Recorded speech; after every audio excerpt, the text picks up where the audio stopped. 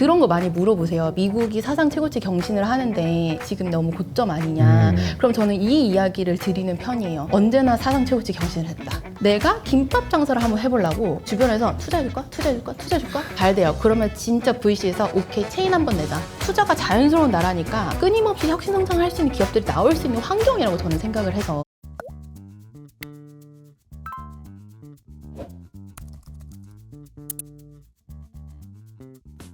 안녕하세요, 이호석입니다. 오늘은 진짜 너무 반가운 손님을 모셨는데요. 미래에셋의 김수정 매니저님 모셨습니다. 안녕하세요. 네, 안녕하세요. 정말 오랜만에 뵙긴 한데 이렇게 앉아있으니까 되게 어색하네요.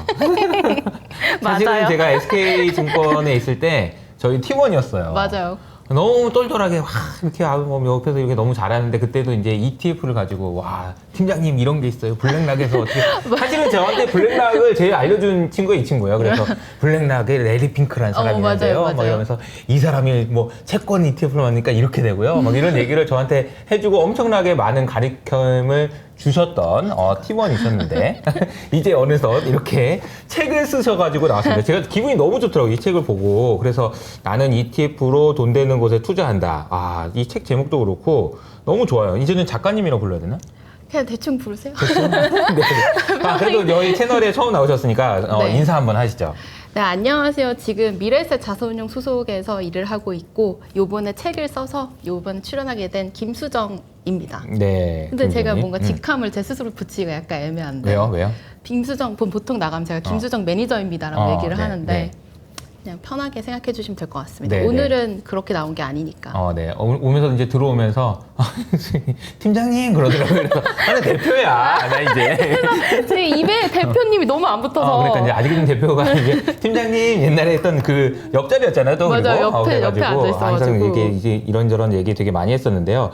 저는 이 책을 보면서 어떤 느낌을 받았는지 제 느낌을 좀 말씀드릴게요. 와. 수정이가 진짜 많이 컸네 이런 생각이 좀 들었어요. 감사합니다. 수정이가 투자에 대해서 이렇게 깊이 있게 얘기할 수 있을 정도가 됐구나. 특히 저는 이 부분이 제일 마음에 들었던 게 시장의 주인공을 파악하는 습관 기르기. 이거를 이런 얘기를 한다는 게 난 너무 좋더라고요. 그러니까 이제 시장에 보면은 저도 늘 얘기하지만 이게 중요할 때가 있고요. 파월이 중요할 때가 있고요. 파월이 안 중요할 때도 있고요. AI가 중요할 때도 있고요. 뭐가 중요할 때도 있고 그렇잖아요. 근데 그 맞아요. 주인공을 파악하는 습관을 길러야 된다라는 거를 이런 얘기를 할 수 있는 아이가 됐구나. 아이가 죄송합니다만. 네, 그런 생각이 좀 들었어요. 그래서 너무 좋은 책이고 ETF 투자와 관련돼서는 이 책 하나로 그냥 끝난다라는 생각이 좀 들었습니다. 그리고 정말 수고 많이 하셨고요. 감사합니다. 네.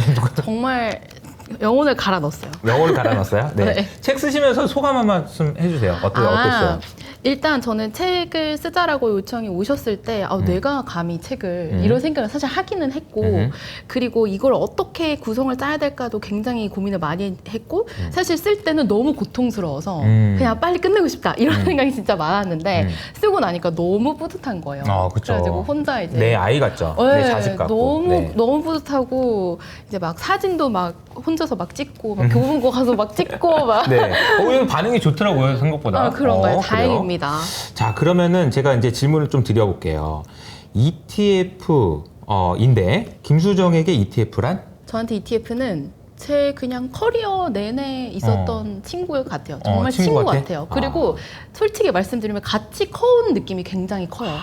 같이 커온 느낌. 네, 맞아, 왜냐면 맞아. 제가 딱 ETF 처음 다룰 때 그거 왜 하는 거야? 맞아.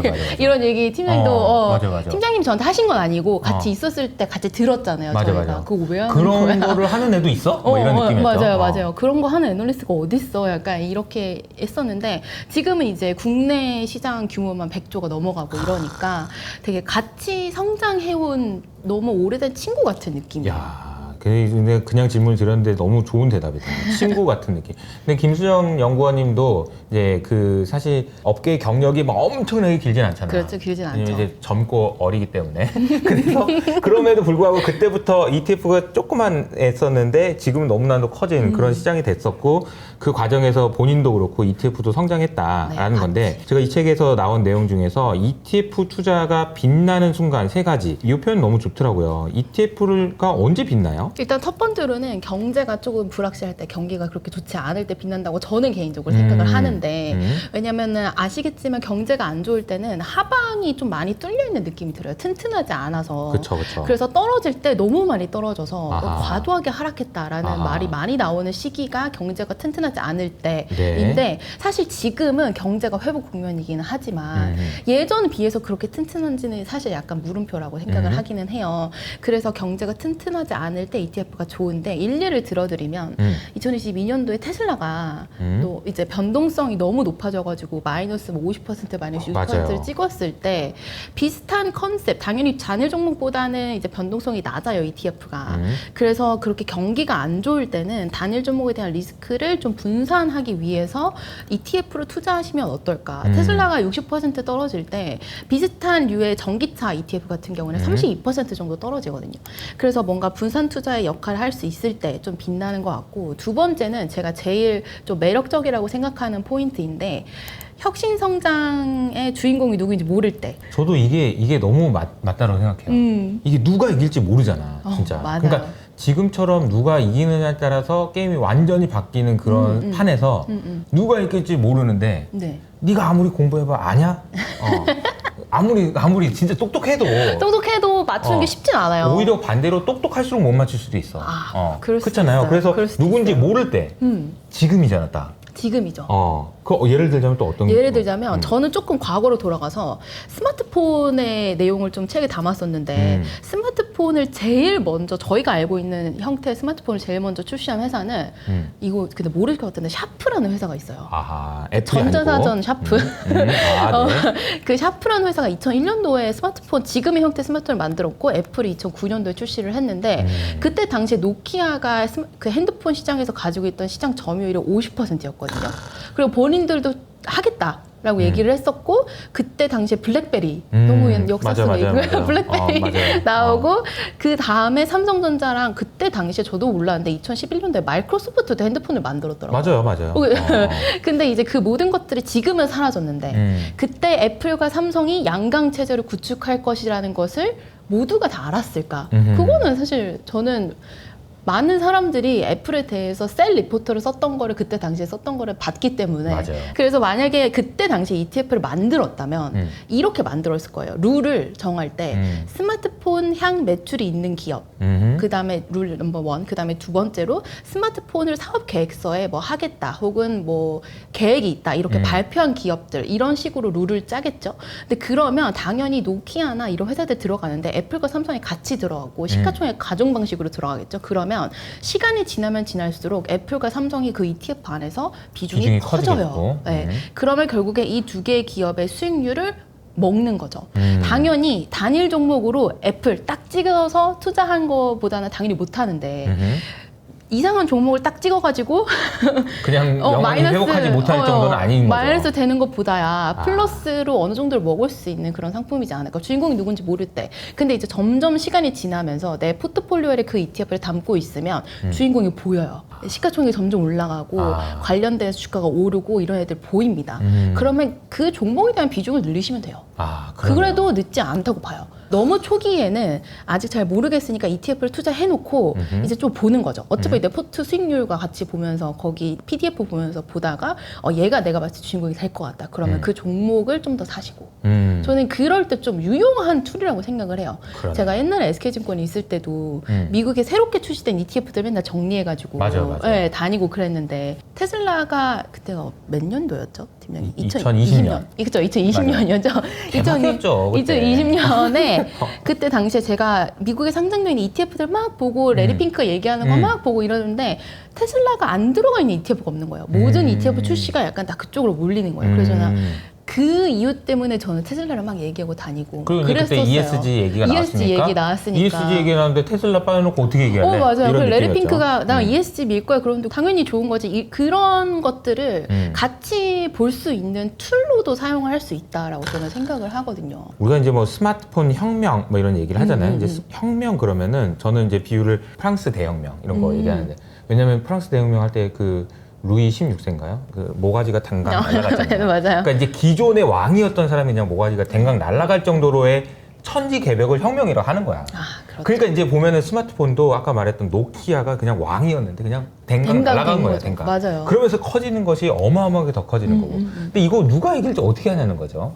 그러니까 ETF를 하면 된다라는 거네요. 세 번째는 뭐예요? 세 번째는 장기 투자할 때. 이것도 제가 좀 되게 장점이라고 생각을 하는데 이게 좀 굉장히 안타까운 얘기지만 미국에 있는 그 액티브 펀드라고 그러죠. 벤치마크 대비해서 아웃퍼폼하는 게 목표인 액티브 펀드들의 수익률을 보면 S&P 500 대비해서 아웃퍼폼하는 액티브 펀드의 비율이 50%밖에 안 돼요. 근데 그게 이제 3년, 4년, 5년, 6년으로 가면은 그 비율이 급격하게 8% 이렇게 떨어집니다. 그 말은 모든 순간에 인간이 시장을 이기는 거는 너무너무 어렵다는 의미예요. 그러니까 내가 8%가 될 수 있죠. 될 수 있는데 장기 투자를 생각하고 계시다면은 아무래도 내가 그 8%, 3%가 되긴 너무 어려우니까 장기 투자를 생각하신다면 그냥 시장에 투자를 하시거나 아니면은 포트폴리오가 이미 짜져 있는 ETF를 이제 투자하시는 게 어떤가. 이거는 근데 공감하시나요? 네. 헤지펀드 하셨잖아요. 너 이런 얘기 하면 안 되나요? 헤지펀드 하셨잖아요. 네, 근데 네. 제가 ETF 한다고 그래서 네. 되게 응원해 주셨었거든요. 네, 좋은 네. 것 같다 막 이러면서. 그러니까 이런 거죠. 그때 이제 수정 매니저님이랑 수정이라고 자꾸 하려고 그러는데 네.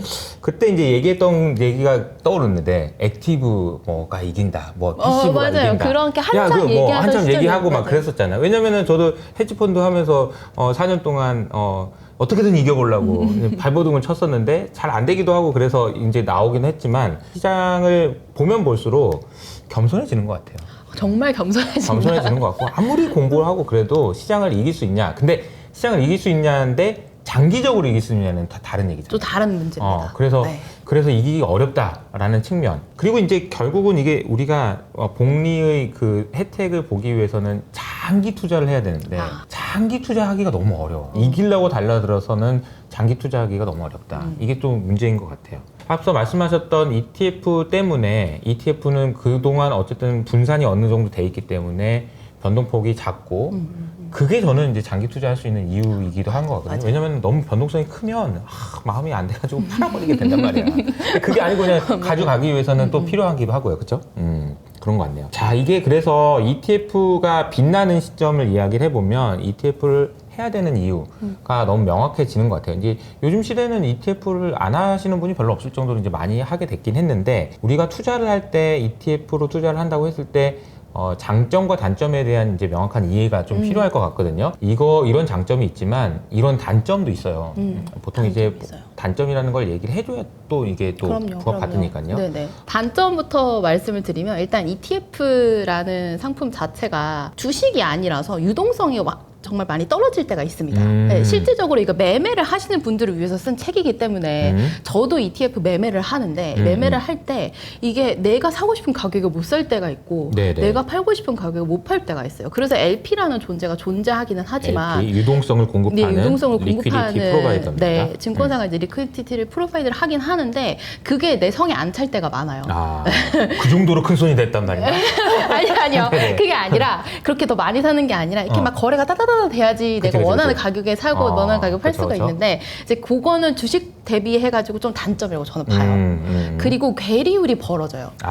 괴리율이 벌어지는 건 이거는 어쩔 수가 없는 게 사실 국내 주식을 담고 있는 국내 ETF 같은 경우는 괴리율이 거의 안 벌어지는데 해외에 투자하는 국내 상장되어 있는 ETF는 시차 때문에라도 그쵸. 괴리율이 벌어져요. 뭐 예를 들어서 메타 같은 회사가 실적 발표를 딱 했어요. 근데 그러면 애프터마켓에서 움직이잖아요. 맞아요. 그러면은 나스닥은 이미 끝나서 내가 알고 있는 나스닥의 어제 전일 종가의 수익률은 이건데 내 ETF 계좌를 열어봤더니 그게 아닌 거예요. 좋을 때도 있고 안 좋을 때도 있어요. 그렇죠. 올랐으면 뭐 안 좋고 빠졌으면 좋고 막 이렇게 올라면은 민원이 없어요. 민원이 없어요. 오르면 민원이 없어요.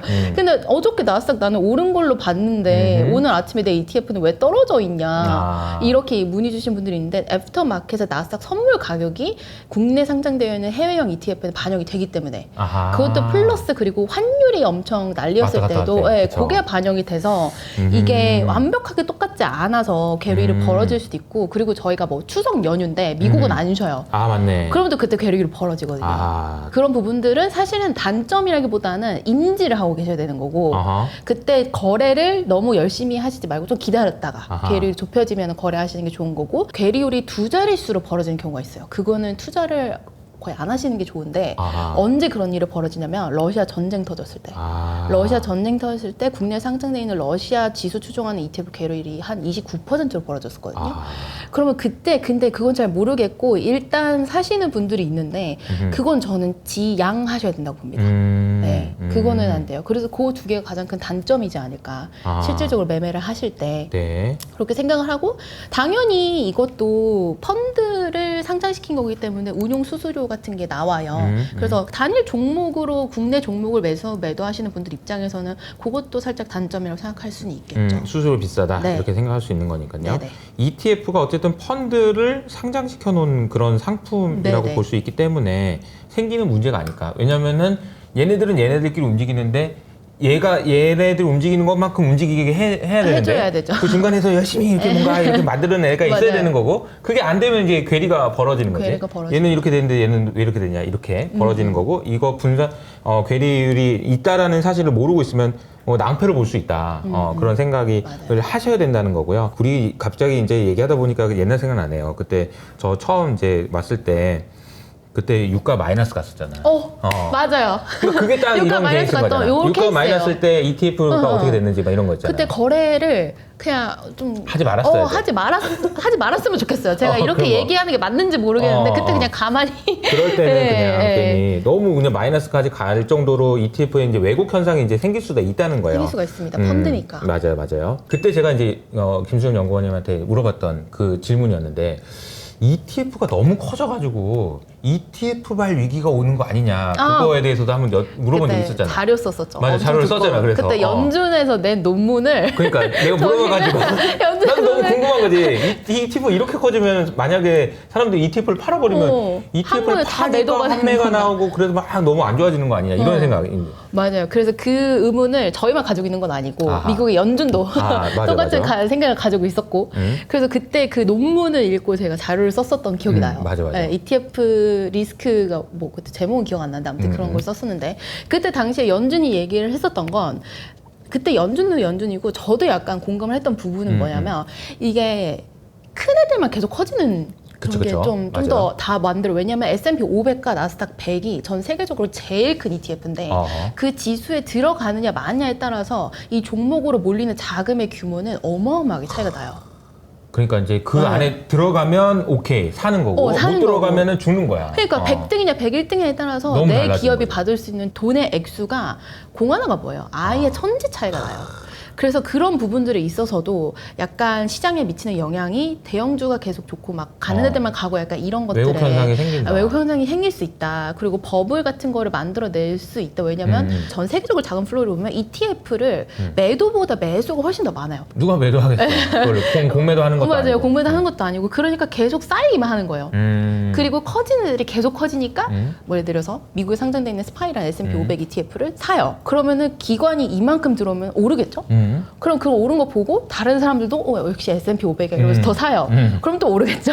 그럼 기관이 또 더 사요. 그러면 이제 오케이 역시 S&P 500 이러면서 이제 반복이 계속. 계속 순매수만 하는 거 사람들이 순매수만 하는 거예요. 근데 결국에 투자자 입장에서 좋은 건데 그게 이제 언젠가 터지지 않을까에 대한 반대로 역회전이 되는. 의문을 제시하신 적이 있지만 개인적으로 봤을 땐 오히려 성장 동력으로 역할을 계속하지 않을까라는 생각은 하는데 한 가지 주의하셔야 될 건 그때 연준에서 쓴 그 리포트를 상기를 시켜보면 저 정확하게 기원 안 나지만 너무 옛날이라 레버리지 인버스 ETF의 비중이 늘어나면은 레버리지를 신텐틱 ETF 뭐 이런 얘기 맞아요. 했던 것 같아요. 합성형도 그렇고 그러면은 위험도가 조금 더 높아질 수 있다. 이런 얘기들 했었죠. 왜냐면은 레버리지는 일간 수익률의 2배, 3배 그쵸. 혹은 인버스 마이너스 2배, 3배를 하는데 그러면은 갑자기 내가 매도를 엄청나게 많이 때려야 되는 순간들이 올 때도 있는 거예요. 그 레버리지 수익률을 맞추기 위해서. 근데 그게 전 세계적으로 커지다 보면은 미국 시장의 왜곡 현상을 벌어질 수 있다. 이런 내용들이 있기는 했죠. 그때 뭐 얘기하셨던 내용들을 종합해 보면 사실은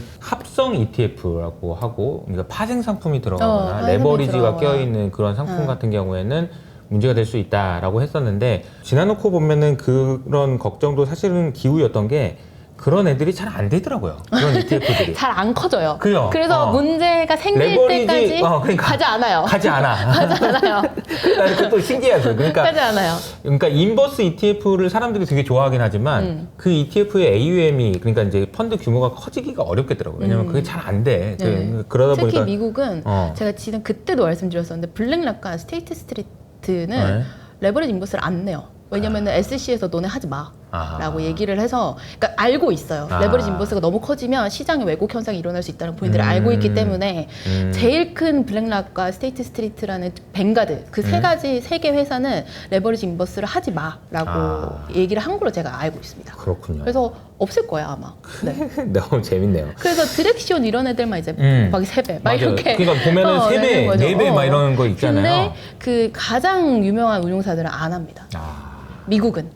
안 해도 되는 애들은 안 해도 되는 상품이라는 거. 그러니까 사실은 레버리지 ETF가 뭐 좋을 때도 있지만 이게 장기적으로 봤을 때는 도움이 안 되는 경우들이 많다는 것도 참고하시면 좋을 것 같고요. 책에 보면은 저는 굉장히 좀 알찬 구성이다라고 생각이 드는 게 ETF의 기본적인 내용뿐만 아니라 어떤 ETF에 투자하는 게 좋겠다라는 것도 좀 다 포함이 돼 있어요. 그래서 우선은 이제 국가 대표 지수 그리고 성장형, 테마형 ETF 그래가지고 IT, BIT 이렇게 나누기도 하고 채권, 환율, 월배당 이게 다 나와 있거든요. 근데 이거 다 얘기하다 보면 이거 책을 아무도 안 살 테니까 딱 너무 이 정도로. 길어요. 너무 길어요. 너무 국가 길어요. 얘기만 좀 먼저 좀 국가 해볼까요? 얘기. 국가 대표 지수 중에서는 그래도 미국이 제일 좋겠죠? 저 미국 제일 좋아합니다. 어. 저 약간 영상을 네. 찍다 보면 약간 사대주의인가라고 싶을 정도로 스스로 네. 저는 일단 선호도도 제 책에 적어놨기 때문에 그냥 네. 말씀을 드리면 저는 지금은 미국, 인도는 좋고 그 다음에 일본은 괜찮다 수준 그 다음에 중국은 물음표.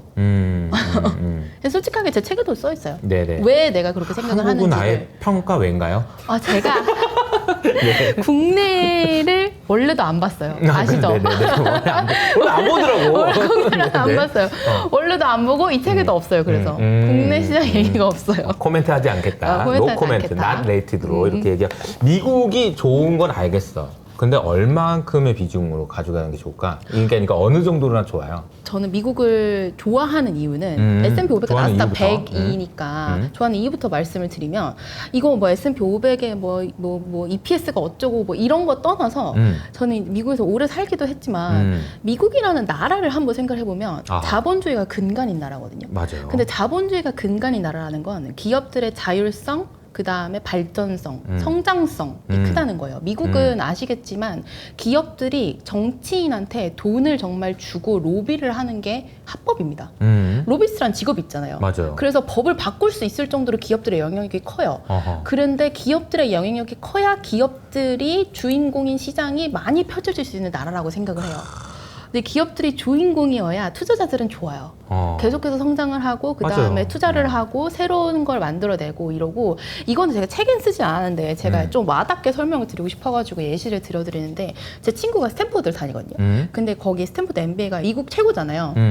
근데 거기 스탠포드 MBA 다니는 분들의 얘기를 들어보면 내가 김밥 장사를 한번 해보려고 그럼 주변에서 투자해줄까? 투자해줄까? 투자해줄까? 이러는데요. 그러면서 투자를 받아서 푸드트럭을 만든대요. 그럼 푸드트럭이 좀 잘 돼요. 그러면 진짜 VC에서 오케이 체인 한번 내자. 이렇게 투자가 너무나도 자연스러운 나라예요. 그래서 그렇게 투자가 자연스러운 나라니까 내가 재벌이 아니더라도 상속받지 않더라도 그냥 계속 끊임없이 혁신성장할 수 있는 기업들이 나올 수 있는 환경이라고 저는 생각을 해서 이게 그런 거 많이 물어보세요. 미국이 사상 최고치 경신을 하는데 지금 너무 고점 아니냐. 그럼 저는 이 이야기를 드리는 편이에요. 언제나 사상 최고치 경신을 했다. 제가 입사한 이래로 계속 그랬고 미국이란 나라는 테슬라라는 회사가 2004년도에 만들어져서 지금 시가총액 16위를 하는 것도 가능한 나라고 마이크로소프트라는 회사가 1986년도에 이제 상장을 해가지고 97년도에 1등하고 나락갔다가 다시 올라왔잖아요. 그래서 그런 게 가능한 나라고 무한 경쟁이기 때문에 보호해주지 않아요. 저는 약간 다르다고 느끼는 게 뭐냐면 기존의 산업을 파괴할 수 있기 때문에 새로운 산업에 제재를 하지 않아요. 기존 산업 파괴 알 바 아니에요. 미국 입장에서는 정부가 지켜주지 않아요. 너무 중요한 얘기예요. 너무 지켜주지 않아요. 그러니까 이 기업들이 흥망성쇠를 정부가 뛰어들거나 아니면 법이 뛰어들거나 제재하지 않으니까 계속 혁신 성장이 나오고 세상에서 제일 기술력이 뛰어난 나라가 미국이지 않나. 근데 거기에서 기업을 하는 건 너무 힘들죠. 왜냐면은 나를 지켜주지 않고 무한 경쟁이고 살아남아야 되니까. 근데 투자자 입장에서는 저는 좋다고 봐요. 그래서 미국은 자본주의가 근간인 나라이기 때문에 내가 투자도 자본주의가 만든 영역이니까 그러면 아무래도 미국을 가장 선호를 해야 되는 게 맞지 않을까. 그러니까 내가 정말 돈이 없어서 딱 하나의 ETF만 투자할 수 있다면 저는 나스닥 100 ETF 혹은 S&P 500 ETF를 말씀을 드립니다. 아니 진짜 많이 성장했다는 느낌이. 좀 이런 얘기를 저 진짜 야. 아니 너무 좋은 얘기고 그 경험에서 우러나는 얘기라서 더 그런데 저는 이 보호해주지 않는다라는 표현이 정말 중요하다고 생각해요. 우리나라는 하한가 제도가 있잖아요. 맞아요. 마이너스 30% 가면 더 이상 안 빠지게 막아놓잖아. 근데 미국은 없어요. 없어요. 그런 게. 그냥 알아서 하는 거야, 그냥 알아서. 그러니까 강하게 크는 거지. 강하게 애들이 크죠. 엄청 강하게 크죠. 기업도 그렇고 투자자도 그렇고 다 강하게 커요. 손실나면 네가 한 거야, 네 책임이야. 이렇게 되는 거니까. 맞아요. 그러니까 더 열심히 하게 되는 거고, 그러니까 혁신이 나오게 되는데 이걸 우리가 이제 파괴적 혁신이라고 이야기를 하는 거죠. 남들이 부서져도 우리는 아이고 야 대우중공업이 망하면 어떻게 하냐 안 되지 이렇게 하지만 맞아요. 그런 게 미국 같은 경우는 다 없어지는 거죠. 알바 아닌 거예요. 알바 아닌 거지. 다른 애가 나와서 맞아요. 키울 건데 뭐 이런 식의 이제 성장 구도가 나오니 여기에서만 성장이 나올 수밖에 없고 특히나 요즘처럼 AI가 부각되는 구간에서는 더더군다나 이제 미국에 대한 선호도를 높여가야 된다라는 맞습니다. 생각을 하게 되는 것 같아요. 요즘에는 또 그럼 미국 말고 인도도 괜찮아요? 인도를 제가 좋게 보는 이유는 뭐 이런저런 이유들이 되게 많긴 한데 저는 탈세계화의 수혜 국가가 인도라고 봐요. 세계 글로벌 무역 개방 지수가 있어요. 월드뱅크에서 이제 하는 건데 냉전 이후로 너무 옛날로 가긴 하는데 냉전 시대 이후로 계속 올라가요. 그러니까 맞아요. 세계화가 트렌드였던 시대가 있었던 거예요. 기억하시잖아요. 그죠? 세계화가 트렌드를 가다가 2016년에 브렉시트 딱 터지면서 그때부터 약간 이렇게 꺾여요. 그리고 2017년도에 트럼프가 대통령 되면서 아메리카 퍼스트 얘기하면서 한 번 더 꺾입니다. 맞아요. 그리고 이제 코로나가 딱 터지면서 되돌릴 수 없을 정도로 꺾이고 방점을 찍은 거는 저는 근래 일어났던 중동 전쟁이라던가 러시아와 우크라이나 전쟁이라던가 이런 전쟁들이 터지면서 탈세계화로 이제 정말 접어들었다라고 생각을 하고 미국의 중국 따돌리기는 계속될 거라고 봐요. 왜냐면은 꼴 보기 싫으니까 미국 입장에서.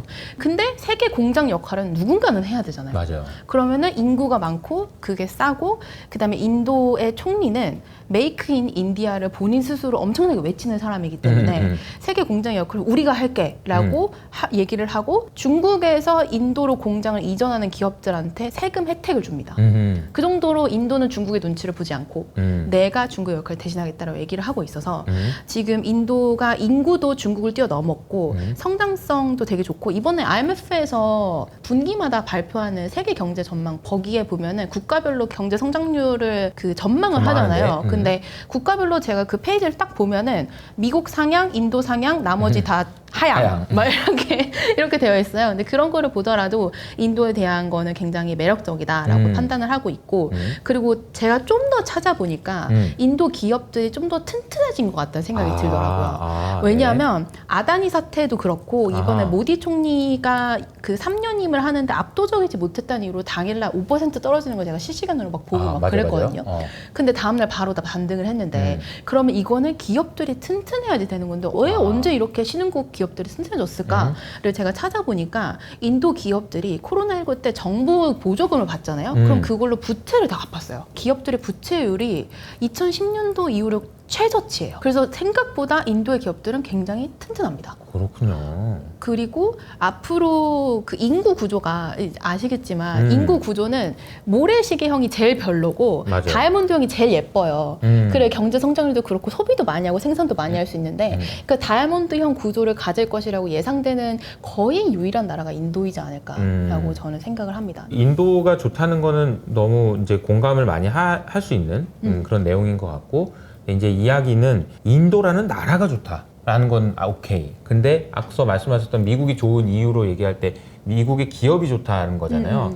인도의 기업이 좋은 거랑 인도가 좋은 거랑 또 약간 좀 차이가 달라요. 있잖아요. 맞아요. 근데 이것까지도 연결이 되나요? 인도의 기업이 좋을 수 있는 이유는 인도에 공장들이 많이 이전을 하면은 결국에는 정책적인 드라이브를 엄청나게 많이 쏟아붓고 있어서 지금 사실 인도의 대형주와 중소형주 그래프를 그려보면은 중소형주가 조금 더 많이 올라갔어요. 그게 왜 그러냐면 인도가 인프라 정책을 펼치는데 그 인프라 관련돼 있는 기업들이 중소형주가 많거든요.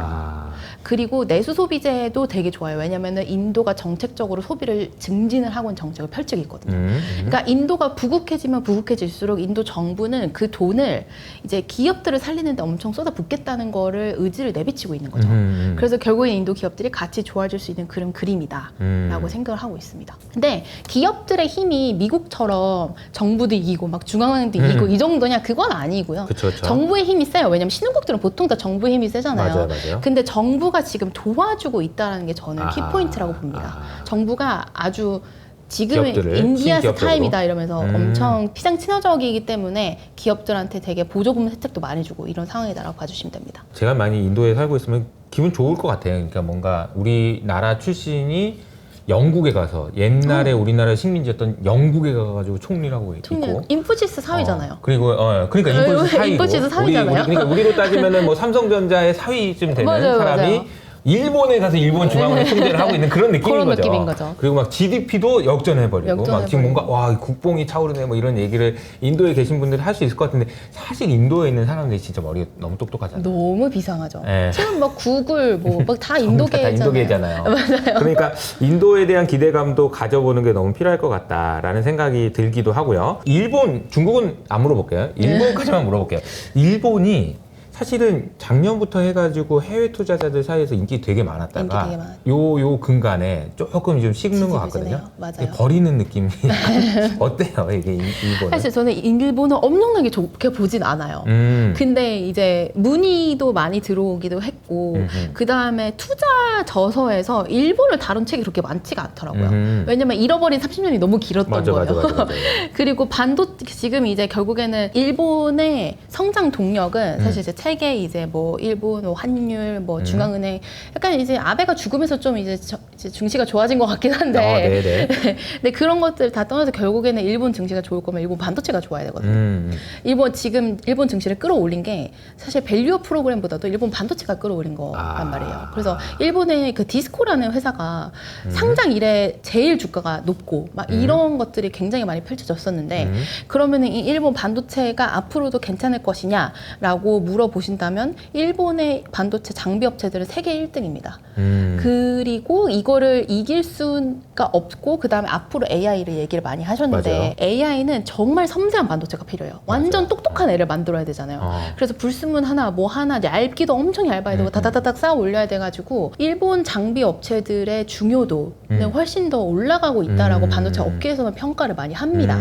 그래서 일본이 지금 지지부진하고 그 다음에 정말 오랫동안 정부가 교체가 되면서 좀 모멘텀을 받고 워렌 버핏도 투자한다 이래가지고 좀 올라간 게 있는데 지금 지지부진하지만 앞으로도 나쁘지는 않을 것이다. 근데 선호도를 따지자면 개인적으로는 미국과 인도를 조금 더 보는 게 맞지 않나. 왜냐면 일본 자체가 경제 성장률이 그렇게 좋지는 않거든요. 맞아요. 네. 이거는 굉장히 좀 신선하네요. 밸류업 때문에 올라간 줄 알고 있지만 사실은 반도체가 중요했었다. 실제로도 AI 반도체에서 일본이 차지하는 역할이 굉장히 크고 우리나라에서는 맞아요. 뭐 하이닉스, 한미반도체 정도만 얘기를 했었지만 일본에서는 그런 회사들이 굉장히 많아가지고 굉장히 많죠. 그 회사들이 이제 지수를 올린 부분도 분명히 있다. 이거는 좀 점검해 보실 필요가 있는 것 같습니다. 그리고 이제 주제를 조금 바꿔서요. 이제 ETF 그러면은 국가 ETF가 있고요. 그리고 이제 테마형 ETF가 있어요. 그러니까 원래는 이제 우리가 ETF 그러면은 다 패시브인 줄 알아. 근데 지수형 ETF만 있는 게 아니잖아요. 맞아요, 테마형 맞아요. ETF도 있어서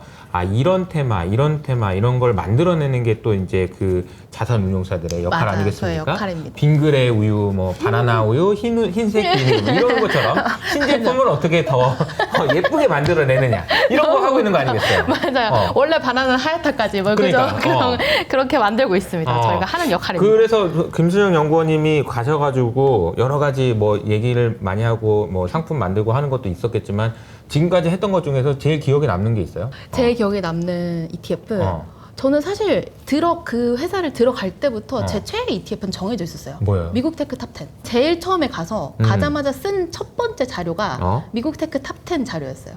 제가 그거 참 마음에 드네 이러면서 그놈 참 마음에 드네 이러면서 썼던 첫 번째 자료였고 그때부터 지금까지도 약간 저의 원픽이에요. 솔직하게 말씀을 드리면. 네. 그러니까 그때 그래서 이거 약간 논외인데 2018년인가 19년도에 이제 저랑 그냥 제 친구가 만났는데 자기 퇴직연금 계좌에서 뭐 사야 되냐고. 그래서 제가 미국 테크 탑10 사라고 했어요. 그때 샀으면 수익률 어마무시해요 지금.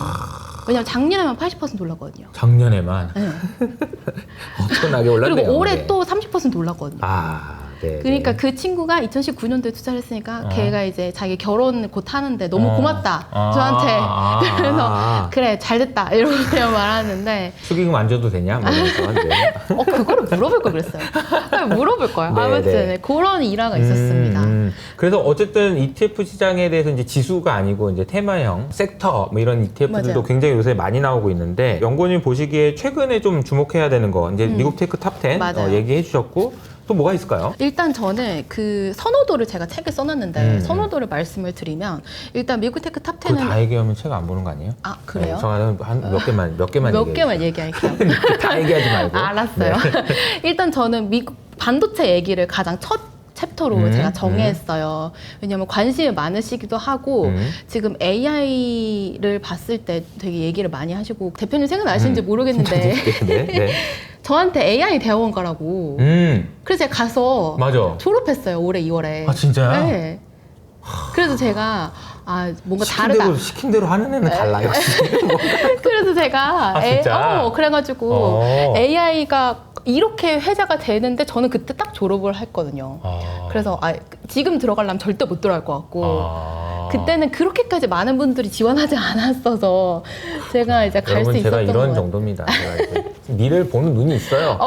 있으세요. 그래서 저를 앉혀놓고 카페에서 내가 봤을 때는 AI 대학원을 가야 될 것 같아. 막 이러면서 카페에서 계속 막 그렇군요. 네, 진짜 그러셨어요. 그리고 나서 이제 그러고 나니까 반도체가 더 잘 보이겠네. 반도체가 더 잘 보이고 그 사이클 같은 게 이제 IT 혁명에 따른 반도체 사이클이 더 크게 더 큰 그림에서 보이기 시작하고 뭐 그러는 거죠.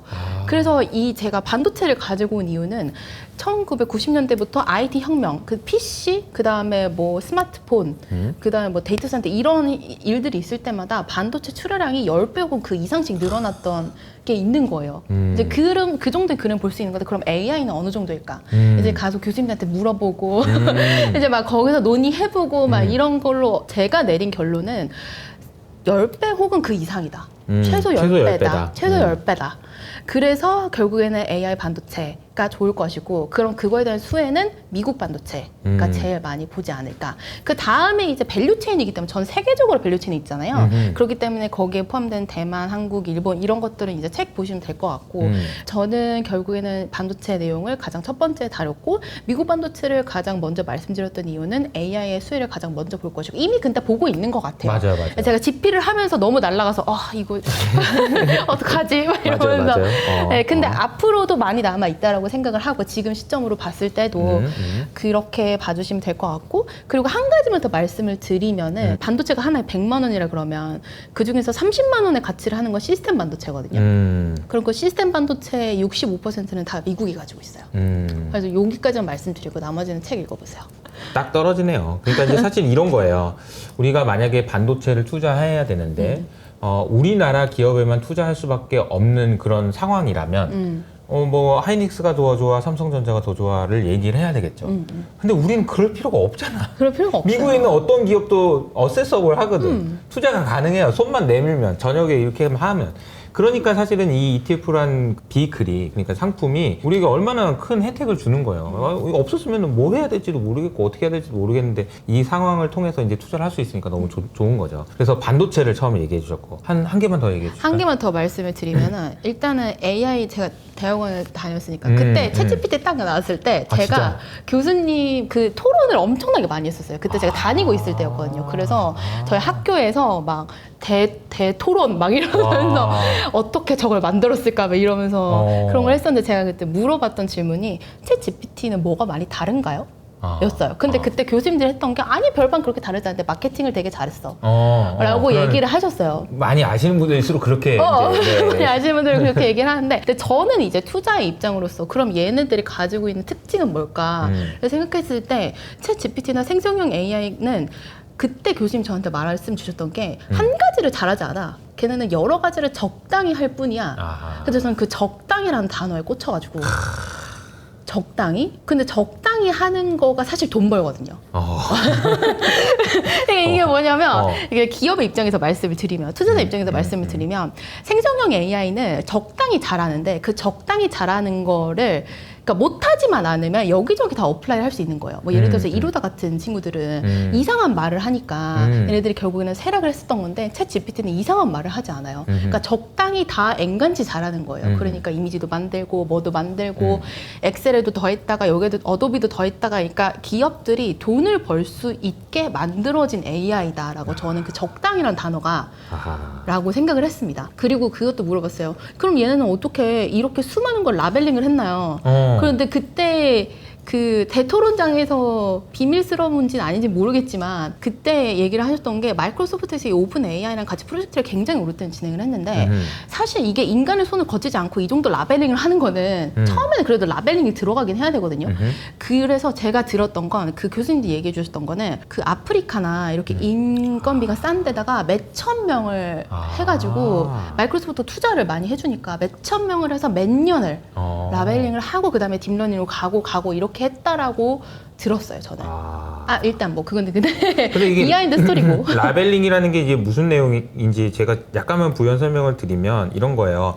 그 AI를 학습시킬 때 강아지 그림 보여주고 이게 강아지입니다 라고 얘기할 수 있게 학습을 시키는 건데 이게 강아지인지 아닌지를 모르니까 얘는 강아지가 정답이다 라고 하는 걸 이제 라벨링이라고 하는 거죠. 맞나요? 맞아요. 네네. 근데 이제 라벨링을 하려면은 강아지도 있고 구름도 있고 나무도 있고 다 있는데 그거를 딱 사진을 보면서 개인들은 다 알죠. 이제 앞으로 있는 분들은 알겠죠. 이거 찍는 거는. 그러니까 이제 그거를 하는 거를 엄청 저비용을 가서 아프리카에서 이렇게 커피 이렇게 했던 있어요. 것처럼 네, 그렇게 했다라는 얘기도 있다. 몇 년을. 근데 그래가지고 이제 돈을 버는 주머니를 다 찬 거죠.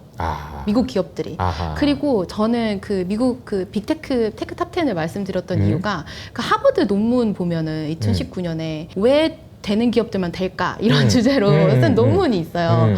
근데 그 논문에 보면은 큰 애들이 계속 성장률이 계속 높은 이유는 얘네들은 R&D를 많이 해서 그런 것 같아. 무형자산을 잘 만들어서 그런 것 같아. 근데 그때 컨셉을 저한테 제일 처음 말씀해 주신 거는 여기 대표님이셨거잖아요. 네. 아니, 그러니까 사실은 그 수정이랑 같이 일하는 동안 내내 무형자산 얘기만 했잖아. 맞아요. 1년 내내 무형자산 얘기만 하고. 그래서 그때 제가 찾았던 논문이 그 하버드 논문이었어요.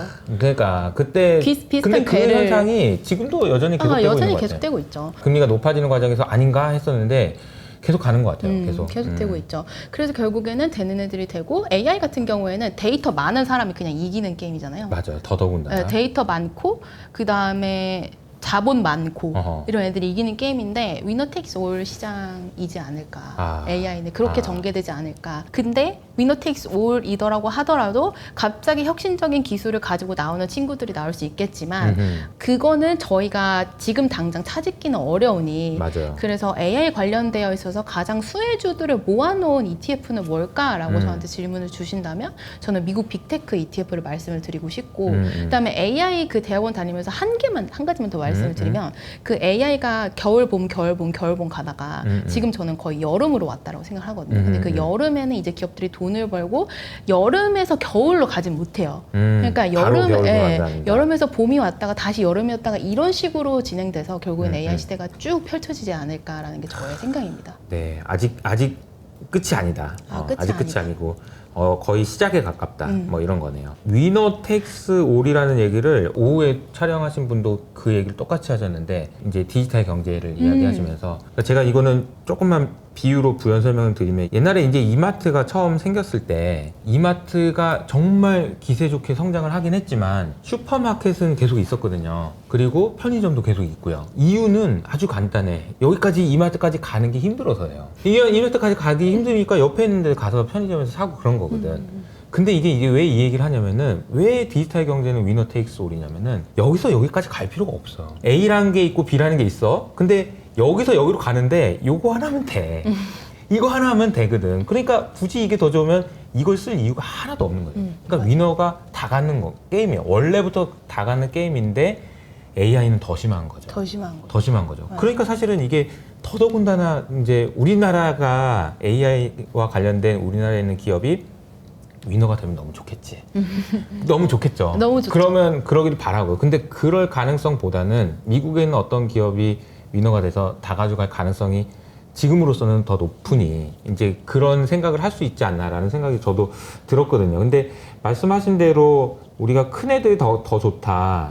이게 이제 언제까지 갈지는 모르겠지만 여전히 지금은 그런 상황인 것 같고 앞으로도 그렇게 될 가능성이 좀 더 높은 것 같다. 이렇게 맞아요. 말씀드릴 수 있을 것 같습니다. 이제 책의 내용을 보면은 테마형 ETF뿐만 아니라 뭐 채권형 ETF나 환율, 리츠, 월배당, 원자재 뭐 마지막에 이제 정수인 것 같은데 자신에게 맞는 ETF 포트폴리오를 만들기 뭐 이런 내용들까지 아주 자세하게 나와 있습니다. 그래서 관심 있는 분들은 나는 ETF로 돈 되는 투자한다.